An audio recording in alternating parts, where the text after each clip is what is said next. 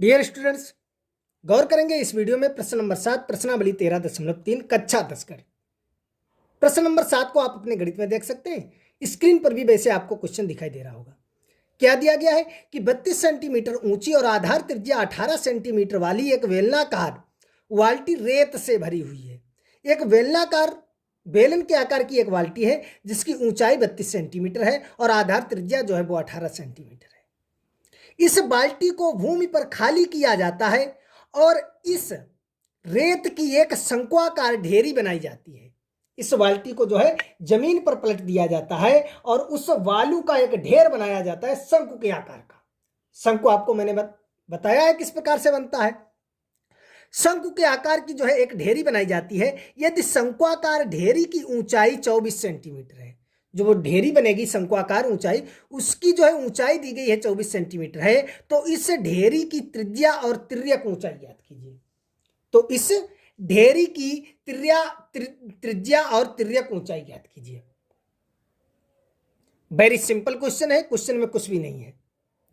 आप यहां से ध्यान रखेंगे कि बेलनाकार बाल्टी है, जो बाल्टी है वो आपकी है बेलन के आकार की, रेत से भरी हुई है, ठीक है। और उस बाल्टी को हम जमीन पर पलट देते हैं, उससे जो वो रेत है उसी से हम एक शंक्वाकार ढेरी बनाते हैं। तो यहां से एक बात आपको कंफर्म है, एक बात आपको ध्यान रखनी है, क्या कि जो बेलनाकार बाल्टी में रेत है उसका आयतन और जो रेत से हम शंक्वाकार ढेरी बनाएंगे उसका आयतन बराबर होगा। क्यों बराबर होगा? क्योंकि जो हमारी बेलनाकार बाल्टी में जो रेत है और जो शंक्वाकार, बात तो वही है, उसका आयतन बराबर होगा।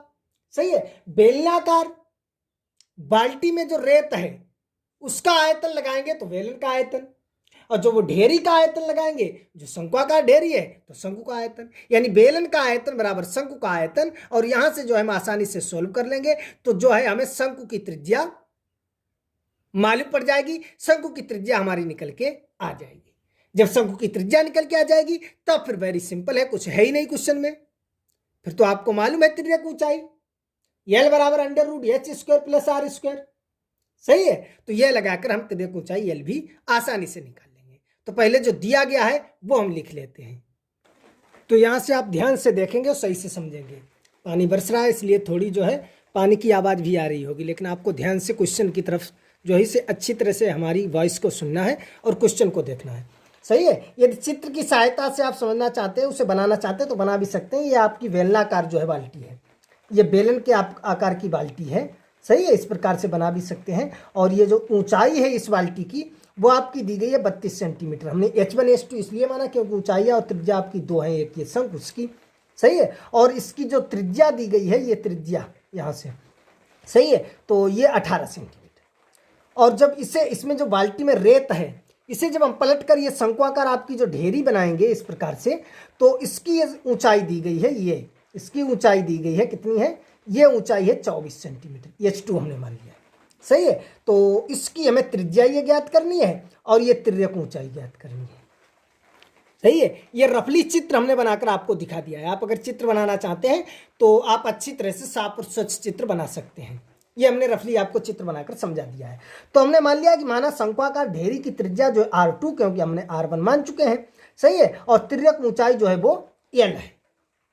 समझ गए यहां तक आप? अब हमने लिख लिया जो आपके क्वेश्चन में दिया गया है, चूंकि बेलनाकार रेत से भरी बाल्टी को भूमि पर खाली करके शंक्वाकार ढेरी बनाई जाती है। चूंकि बेलनाकार रेत से भरी बाल्टी को, इस बाल्टी को जमीन पर भूमि पर खाली करके ये शंक्वाकार ढेरी बनाई जाती है, इसलिए बेलनाकार बाल्टी में रेत का आयतन, जो इसके अंदर जो रेत भरा है उसका आयतन, और ये जो रेत से ढेरी बनी है शंक्वाकार ढेरी में रेत का आयतन बराबर होगा। समझ गए यहां तक आप अच्छी तरह से? यहां तक यदि आपको कोई समस्या है, किसी प्रकार की कोई प्रॉब्लम है, तो आप कमेंट बॉक्स में बता सकते हैं। यहां तक अब देखेंगे आप बेलनाकार बाल्टी में रेत का आयतन, यानी बाल्टी आपकी कैसी है? बेलनाकार, तो बेलन का आयतन, बेलन का आयतन हम आपको बता चुके हैं क्या होता है, πr²h, पाई और r माना है r1² और h1 बराबर। शंकु का आयतन मैं आपको बताया 1/3 πr²h, पाई R2 माना है तो R2² H2। समझ गए आप अच्छी तरह से? यहां तक तो आपको कोई समस्या, कोई प्रॉब्लम नहीं हुई होगी। सही है। अब यहां से सभी की वैल्यू आप रख दीजिए, बस कुछ भी नहीं है, यहां से आप सभी की वैल्यू रख दीजिए।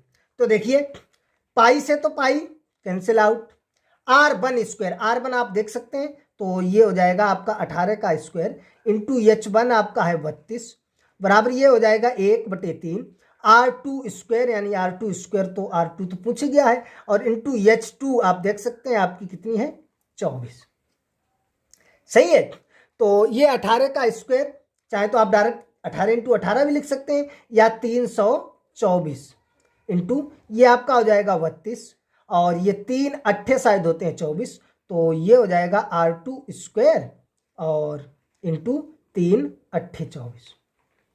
सही है, समझ गए आप। यदि यहां से हम निकालें r2 स्क्वायर, r2 स्क्वायर, तो आप देख सकते हैं 8 गुणा में है, भाग में आ जाएंगे, तो ये हो जाएगा 324 इंटू 32 और बटे 8।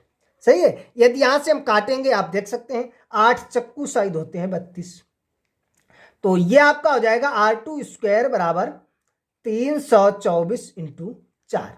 सही है। यदि हम निकालें r2 बराबर, तो आपका आ जाएगा √324 इंटू 4। सही है। यहां से चाहे तो आप गुणा कर सकते हैं, चाहे तो आप 324 में 4 का गुणा कर सकते हैं, उसके बाद उसका वर्गमूल निकाल सकते हैं, और चाहे तो आप डायरेक्ट भी निकाल सकते हैं। देखो 324 अभी मैंने बताया ये 18 है, सही है, और 4 का 2, तो ये आपका r2 बराबर आ जाएगा 18 दूनी 36 सेंटीमीटर।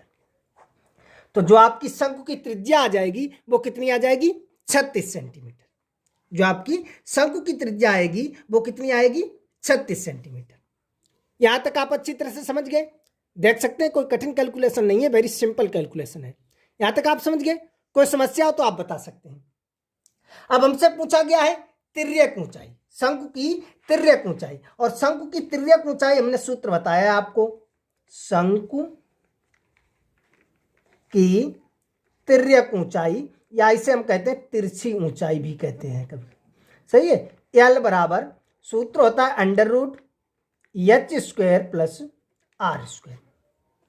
सही है। लेकिन जो शंकु की ऊंचाई है h2 माना, इसे r2 माना है, तो यहां से ये l बराबर हो जाएगा h2 स्क्वायर, h2 आप देख सकते हैं 24 स्क्वायर प्लस r2 आपने निकाला है 36 का स्क्वायर।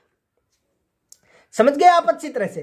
तो ये l बराबर हो जाएगा 24 का आप कर दीजिए वर्ग, कितना होता है 576 शायद होता है, प्लस 36 का वर्ग कीजिए तो ये हो जाएगा 1296।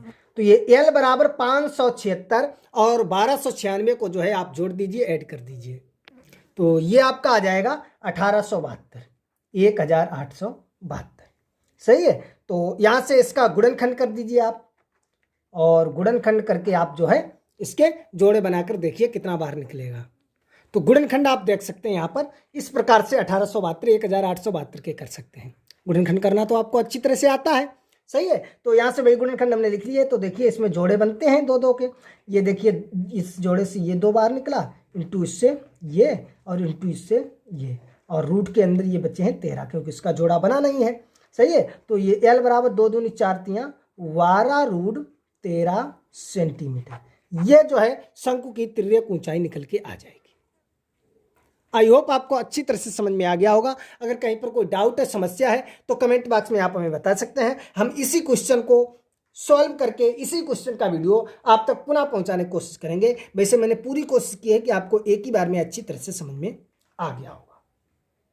तो चलिए मिलेंगे अगले वीडियो में प्रश्न नंबर 8 के साथ।